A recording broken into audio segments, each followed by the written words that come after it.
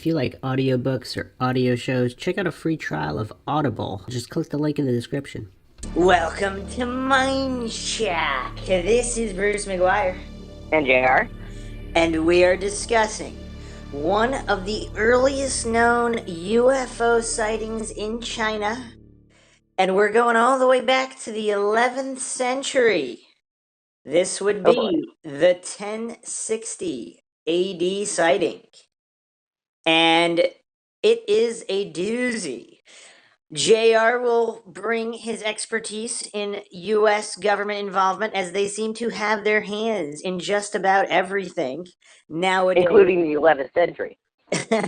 Well, there's actually references in CIA documents released in 1990 that you can check out on CIA.gov, referring to UFO sightings in ancient China. What is the interest, JR? That is what we'll be going over in the podcast.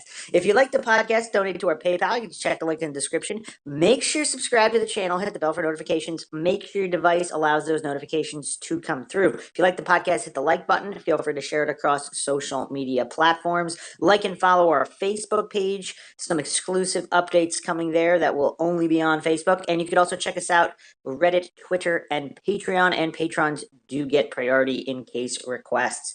All right, JR, just some quick background. Have you heard about the interest in ancient UFO sightings by the CIA specifically? Now, some people do believe that certain facets of the U.S. government, whether the Men in Black are real or other shadow agencies that nobody knows about, that there is some kind of interest in ancient aliens, UFOs, that type of subject matter. But why the CIA specifically, and why are these documents released in 1990 referring to UFO sightings in ancient China?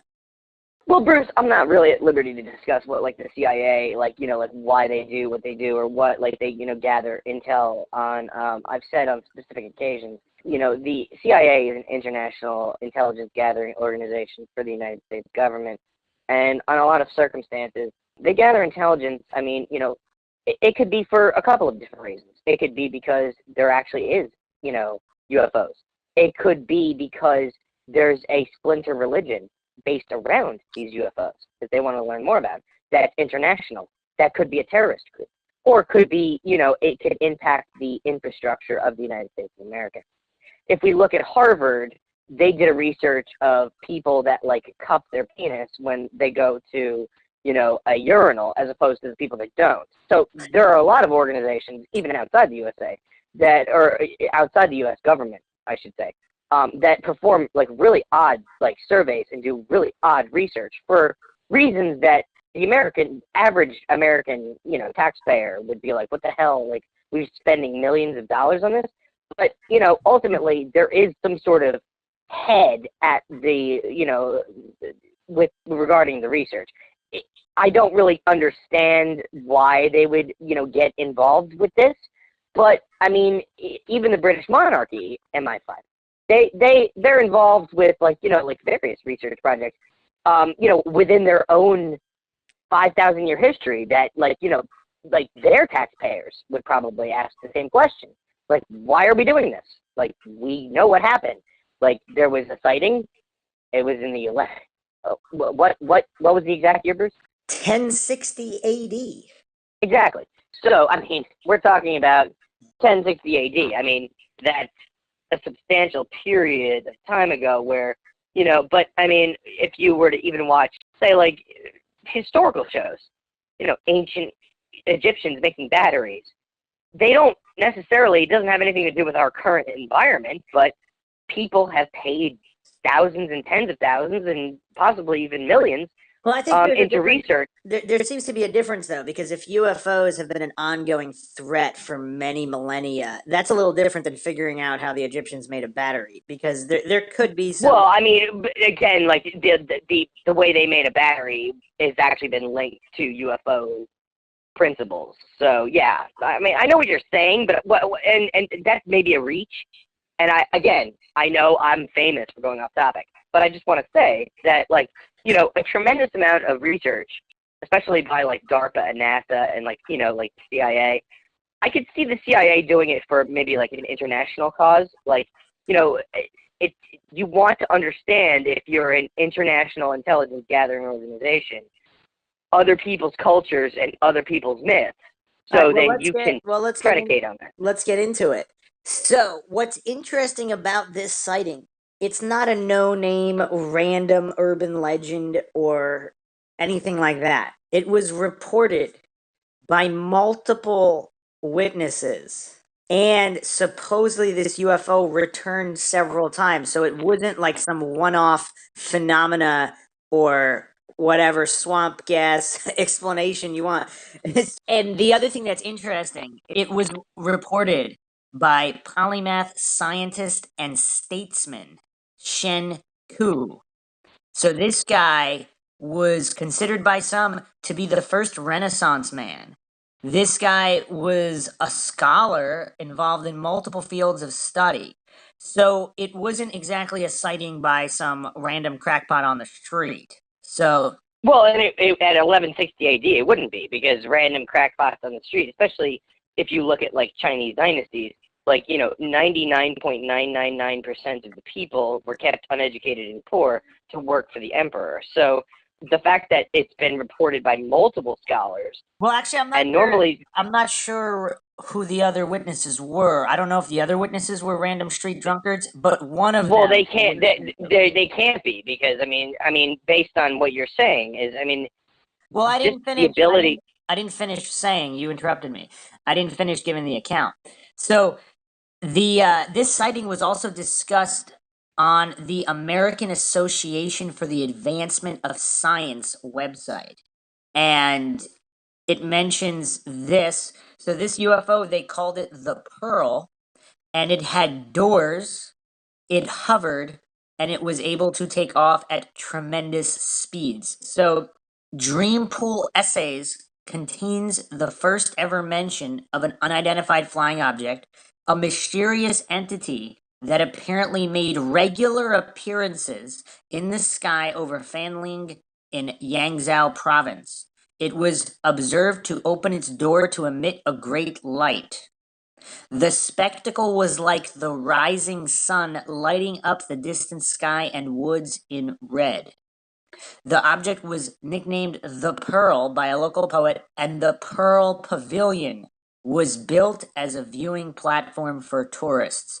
Okay, so what does this tell you, JR? So not only did a high-ranking statesman and well-respected Renaissance man observe this, but so did so many people that they actually built an observation platform in order to observe this specific UFO. Well, it tells me a couple things, Bruce. First of all, I have to say that, like, and again, this might sound like I'm going off topic, but I promise I'm not. Back in the day, you simply didn't have like reams of paper, like Hammermill, where like you could just like afford to write down these accounts in 60 AD or whatever. So the fact that this was written on, like this, like the fact that it's even recorded, is striking. Obviously this was not something that was done lightly, because making a couple of sheets of paper could take days. So, I think in our modern era where paper is made, in sheets of 500, this is, I think that the fact that it's recorded on multiple sheets, that in and of itself shows its importance. That in and of itself, the fact that it's physically recorded. But the fact that there's a viewing platform is very interesting to me.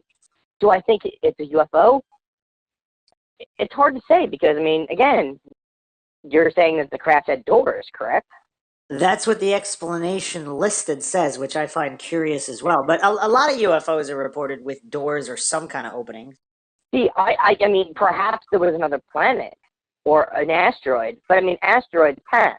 So, unless they were viewing something where, like, for example, a supernova was, taking place far away, UFOs don't necessarily tend, in a lot of people's stories, to linger to the point where they can construct a viewing platform.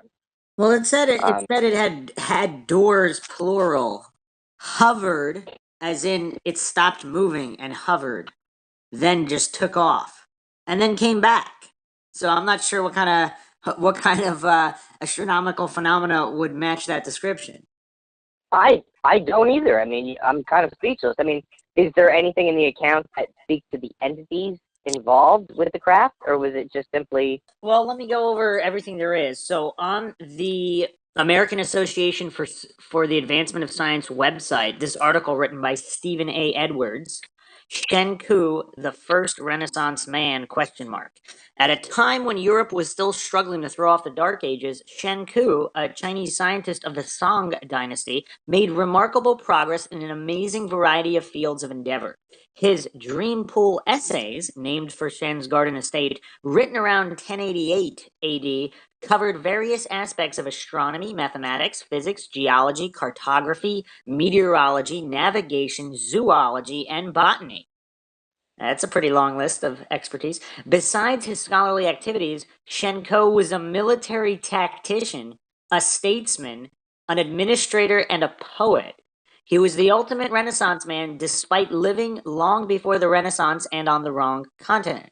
The Dream Pool essays contained the first mention of the magnetic compass. Shen recognized that magnetic north was not true north and correctly figured out the declination. He also realized that the polar star was actually a circumpolar star, and through careful observation with an instrument of his own invention, he charted its rotation. These were not idle observations, but were incorporated into Chinese navigation practices.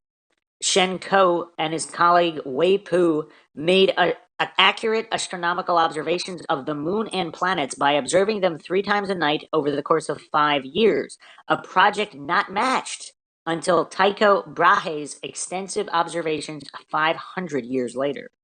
Dream Pool Essays contains a description of a movable type invented by an artisan named Bai Shang during the reign of the Emperor Renzong, 1022 to 1063, 400 years before Gutenberg. Well, I mean, so Hold let on, me hold just on. like. What? Let me finish. After visiting Mount Yedang, Shen formulated a theory of erosion caused by moving water. Observing seashells embedded in a cliff, he immediately realized its significance. This was a seashore, although the sea is now hundreds of miles east. What we call our continent is an inundation of silt. From the discovery of petrified bamboo in a dry northern province of China, Shen inferred a shift in climate, probably the first published reference to climate change. That's funny. Pushing the agenda right away there. Shen was also an early ecologist who worried about the decline in tree populations due to the needs of industry. He suggested the replacement of petroleum for the pine soot used in ink production. He described the biological control of agricultural pests by predator insects. Dream Pool Essays also contains probably the first ever mention of an unidentified flying object, a mysterious entity that apparently made regular appearances in the sky over Fanliang in the Yangtze province. It was observed to open its door to emit a great light. So not only did it have doors, but apparently the door opened. The spectacle was like the rising sun lighting up the distant sky and woods in red. The object was nicknamed the Pearl by a local poet, and the Pearl Pavilion was built as a viewing platform for tourists. Okay, so that's the rundown on Shenku on the American Association for the Advancement of Science website. Feel free to give your thoughts. Well, I mean, I think the real question here is there's 3 possibilities. Either Shenku was a super genius, or like a savant. Shenku was an alien, or Shenku was abducted by aliens and educated. I mean, you have to also understand that we're talking about an era where, like, it's not like Shenku could just, like, go to his phone and, like, it was a GPS and everything else. He made numerous observations through a great breadth of science. I mean, most people that make, observations, I mean, there's only people like, like for example, like Nikola Tesla, like, there are a few people where they've been able to make observations across many layers of science. But, I mean, we're talking about a fistful of people throughout centuries. Well, allegedly. I mean, we don't know if any of this stuff is true. The history books are written by the victors, right? I'm not sure how to verify any of this information, or even how to date the writings. But speaking of which, let's look at his dream pool essays. So this is the passage relating to the UFO sighting. Okay, a passage called Strange Happenings contains a peculiar account of an unidentified flying object.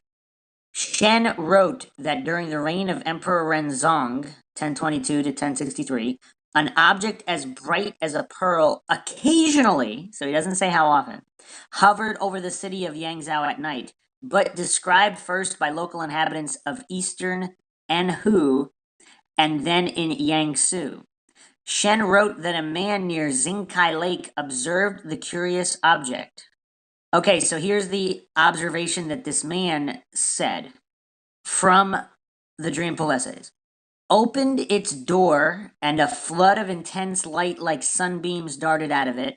Then the outer shell opened up, appearing as large as a bed, with a big pearl the size of a fist illuminating the interior in silvery white. The intense silver white light shot from the interior was too strong for human eyes to behold. It cast shadows of every tree within a radius of 10 miles. The spectacle was like the rising sun, lighting up the distant sky and woods in red. Then all of a sudden, the object took off at a tremendous speed and descended upon the lake like the sun setting. Shen went on to say that Yibo, a poet of Gayo, wrote a poem about this pearl after witnessing it.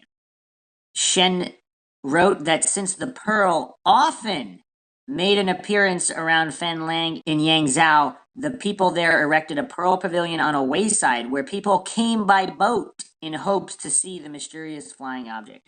Okay, so we have here that it occasionally happens. So this doesn't seem like a one-off. It seems like it returns randomly time to time. And this was only during the reign of this emperor. So apparently there's not mentions afterwards or before. We don't know. That doesn't mean it didn't happen. But let me give you my take on this.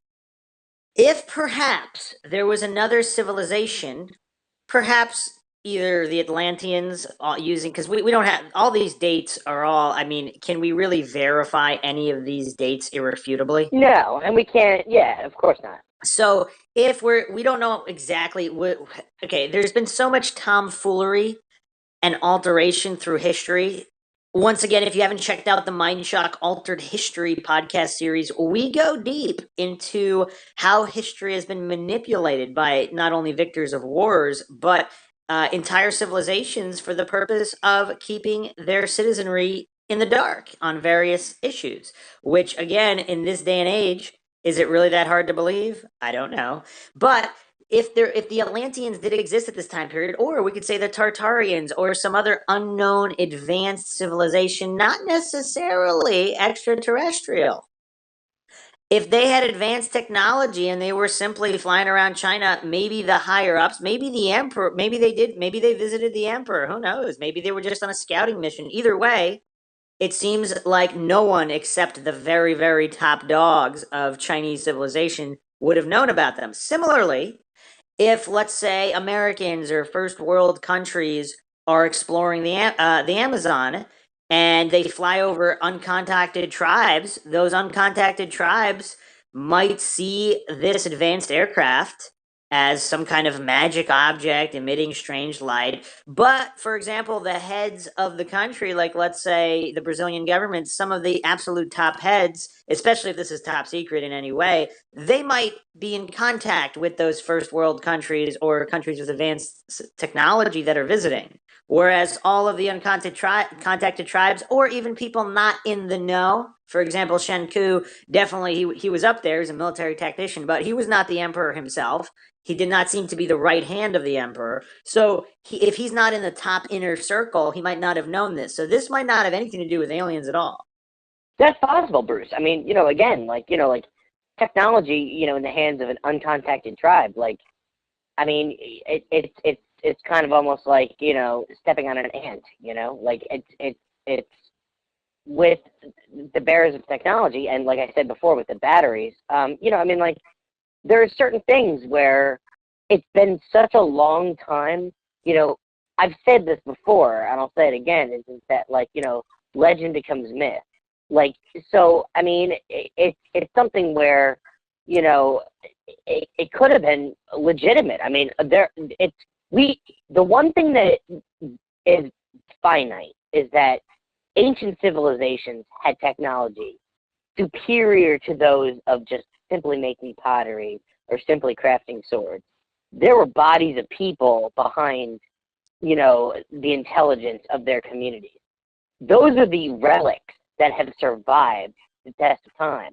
I mean, there have been several movies made, like, over, and comically over what survived in our era in the future. So, I mean, it's and how it's perceived.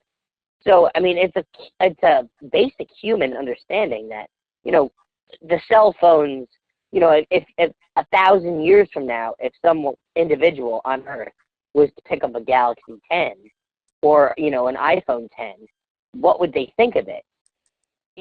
It's the same principles, but in today's world, in the moment, we're a sophisticated first world culture. So, what you say has a lot of weight to it, is that maybe it wasn't UFOs.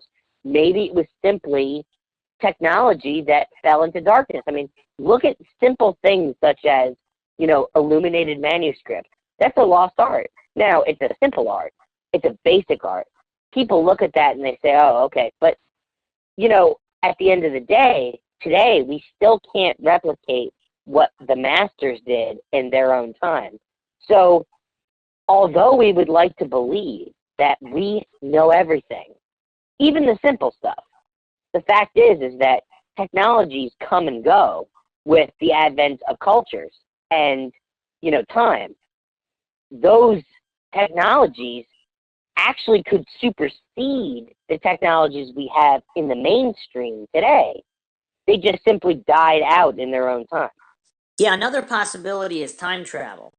If there was a time traveler, I mean, I know that's a popular, semi-popular theory for UFOs, that they're time travelers from the future, or even more mind-shockingly, what if they're time travelers from the past with advanced technology? But Yeah, I mean, but that gives credence to the fact that, like, just because we live in today's world, and just because we believe we have the latest technology, there have been, it's a scientific fact that there have been multiple iterations of human beings on our planet based on, global and economic situations. I mean, look at the trilobite at the end of the bottom of the sea. There was a time where they were the greatest creature on Earth. They were the most advanced creature on Earth. Allegedly. But there's huge mountains of them, petrified at the bottom of the sea. So I mean, like, well, that doesn't necessarily mean anything. We're actually going to be going over Unaltered History, the entire petrification process, what it suggests about dating, well, and all those. petrified under the sea is. I mean, like, what I'm saying is that what I'm really talking about is that people find it very difficult to believe that there are ancient cultures that might have had technology that's more advanced than us. What I say to those people is that simplicity is a sign of perfection. When you talk about the ancient Mayans, they had a better time clock than we ever will, but they were an ancient culture. If a particular culture focused on a particular goal in terms of technology, there's no reason to believe, based on the ancient Mayans anyway, just with their basic, I mean, the average Mayan knew more about the sky than most people know today. I mean, that's a common scientific understanding. Right, if you applied that across, wait, let me just finish. I'm not stretching. I'm not overreaching. What I'm saying is that if you apply that across all scientific principles, then the possibility exists that, yes, 2,000 years ago we had floating aircraft. 2,000 years ago, we had the ability to manifest light from, like just an orb. Like, these things are real. Just because.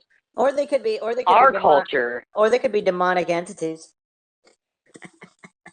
They could be, but I mean, just because. Or they could be interdimensional travelers.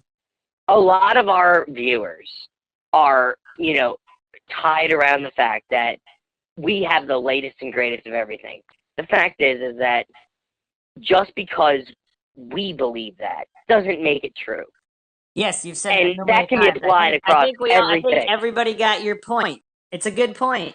I think we got it. All right. The other issue with this account is that supposedly people are having trouble finding accurate translations or references. One of the earliest was just February 18th, 1979.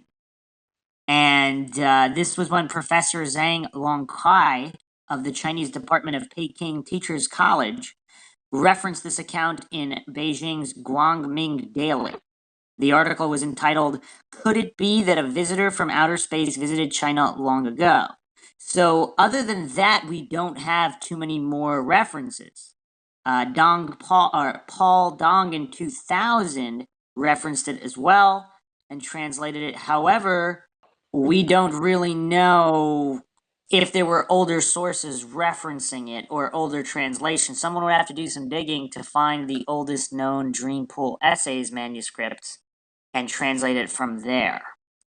Well, I mean, Bruce, I mean, that's accurate. I mean, look, let me tell you something. I mean, just if you were to walk around the basement of, like, some of the buildings in the Vatican, I'm sure that you dig up history that hasn't been talked about for 1,000 years. Similar to the Dead Sea Scrolls, like they just happened on, I mean, this is really common. It's the rediscovery. It's the lost, but almost not forgotten. So I mean, like there are. I mean, in the future, 5,000 years from now, supposing humanity survives, supposing we're still living on planet Earth, there are going to be people where all of a sudden it's just like, wow, once upon a time there was something called Nintendo. It's the same principle. I mean, like it's just the same idea. Like, so I mean, the fact that we suddenly happen on information that in its time was common. And I think that that's another credence, is that the more common information is, the more passive it is, the harder it is to find for future generations. If, when you talk about, like, commercials, for example, and you talk to, your uncle or your grandfather who's 70 years old, and you talk about, like, he'll be able to recount things that you've never seen, you've never heard, but in his own time, when he was a boy or, a girl at the same age, it was just understood. Things pass, and we have this problem as humans to hold on to the important things, the big events, because we think they're important, but it's the little things that we forget and we throw away. Those are the things that become important to historians. All right, I actually found another translation. I don't know how accurate this is, but here it is. In Yangzhou during the Zhiyao era, there was an extremely large pearl that everybody could see when the sky was dark. It first emerged from the marshes of Tianchang, and then it turned towards Bish Lake, and only then disappeared into Xinkai Lake. Over a period of 10 years, it was quite normal for those who lived there and for travelers passing by to see it. I had a friend whose studio was by the lake, and one evening he suddenly saw this pearl. It was very close. It slightly opened its door, and from the opening, light shot out. It was like a ray of golden light, and then all at once, from inside the shell, now it was large as half a seating mat. There was a white light like silver and a pearl as big as a fist. Its brilliance was such that it could not be looked at straight on. For 10 li, I'm guessing that's the measurement for miles, the trees all cast shadows and light shone like the rising sun. But in the distance, the sky was the crimson of wildfires. Then suddenly it disappeared into the distance, going on its way as if it was flying. That's weird. As if it was flying, floating amongst the waves, after which it dimmed like the sun. Okay, so that's slightly different translation variation. Could it be some kind of weird phenomena that was only visible for 10 years? Well, yes and no. I mean, it's okay. I'm afraid of going off topic because I know who you are, but let me just propose something. According to Noah, you know what Noah is. I've heard the name. It's the National, Oceanographic Organization. Yeah, I Okay, know. I they're thought you were referring to biblical Noah for a second. no, no, no. Yes, obviously. Yes, go on. Their estimates are 95 to 99% of the ocean floor are unexplored. So let's just put this in principle for a second. Let's say that this beam of light was a periscope of another culture or another species of intelligent beings that exist on our planet that aren't aliens. But they would be alien to us because we don't know that they exist, because only 95 to 99% of the ocean, only 1% to 5% of the ocean is So explored. you're suggesting this could have been a USO that came from the ocean? Effectively, USO has a different meaning for me as, career military person and as a federal employee. But yes, it could be something that perhaps there's another civilization, another intelligent creature. I mean, we've discussed Bigfoot on this channel, so it's not far-fetched, for the mind shockers that are listening. But perhaps, you spoke that it came from a lake. I mean, who's to say that, there's not, an intelligent body of people that live under the sea? I mean, look at Time Machine. I mean, it sounds far-fetched, especially coming from a federal person. And, my cheeks are probably red right now because if I ever said this to the people that I work with, they would just laugh me out of the room. But being realistic, if you've ever read, Time Machine, where there's, people that live above and below the ground, it's the same principle. I mean, if 99 to 95% of the ocean floor remains unexplored, and when we say the ocean floor, we talk about terrestrial beings, right? Because the scope of gravity and the scope of, like the ability to have bones and stuff, it becomes difficult because of the pressure that exists. Because in science, we understand that once you go below certain depths, it becomes, so these beings would be considered terrestrial, extraterrestrial to us, but are actually terrestrial because they exist below the surface.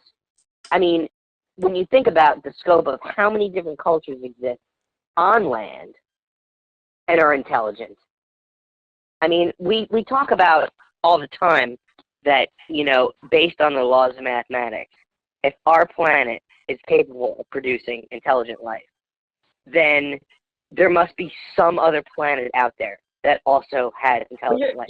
But we don't. You're getting dangerously into the area of offending some flat earthers, JR. What if there are no other planets? Okay, I'm not, because I'm about to say something that they might actually agree with. If there is no other planet, then so be it. But if we're willing as human beings to say that our planet produces intelligent life, so hypothetically, with millions and billions of other planets, there must be some other planet out there that has intelligence. Well, flat earthers would say there are no other planets at all, and planets don't exist. Okay, but they could agree with me on this.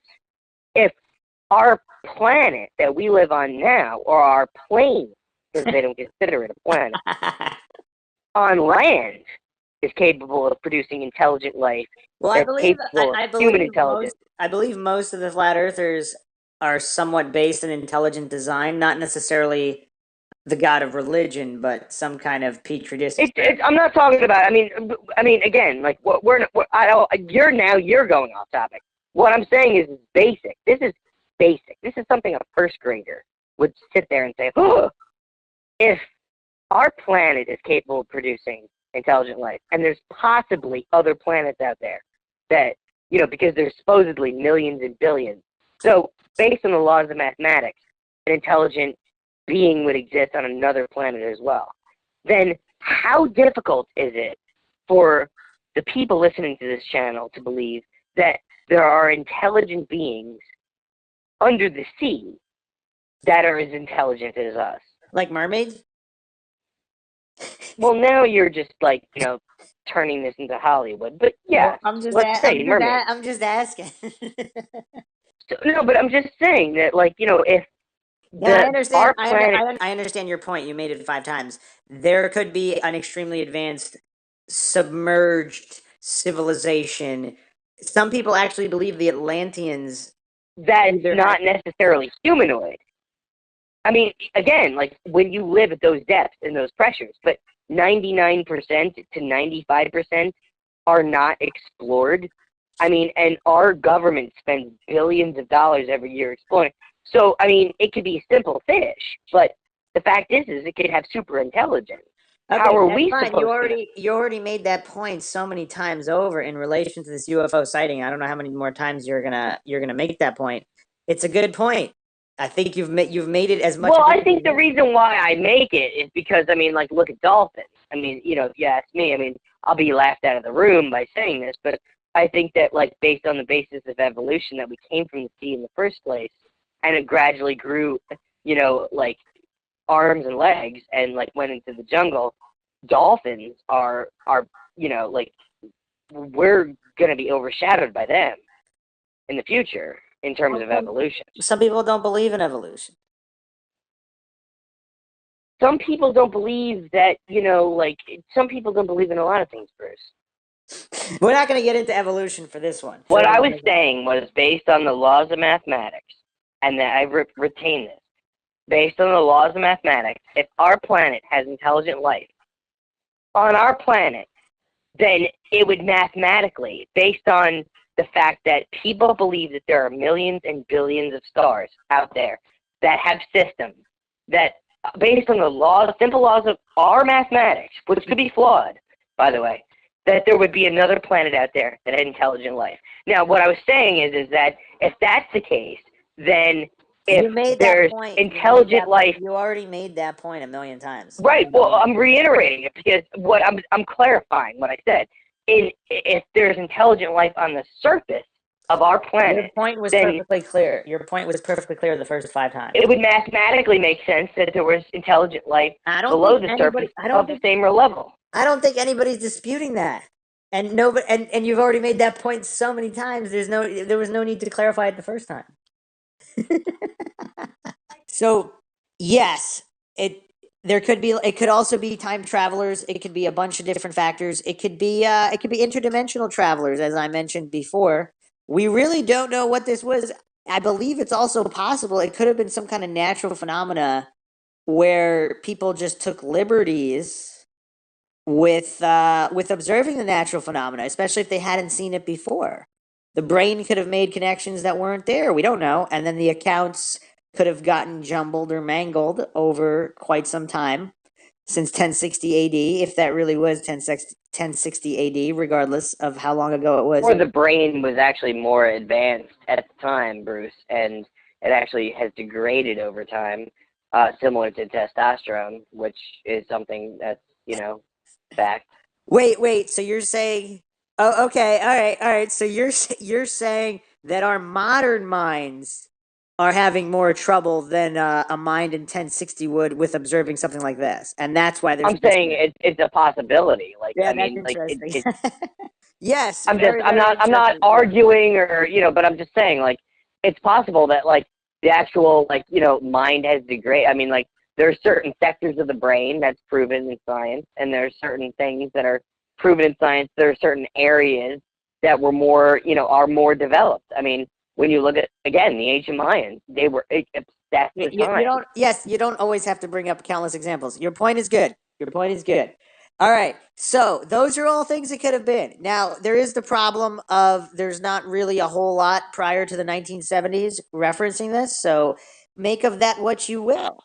We hope you enjoyed another edition of the MindShock podcast. If you like the podcast, you can donate to our PayPal. Just check the link in the description. Make sure you subscribe to the channel. If you like the video, hit the like button. Feel free to share it across social media platforms. Any questions, comments, theories, I'll leave them in the comments section.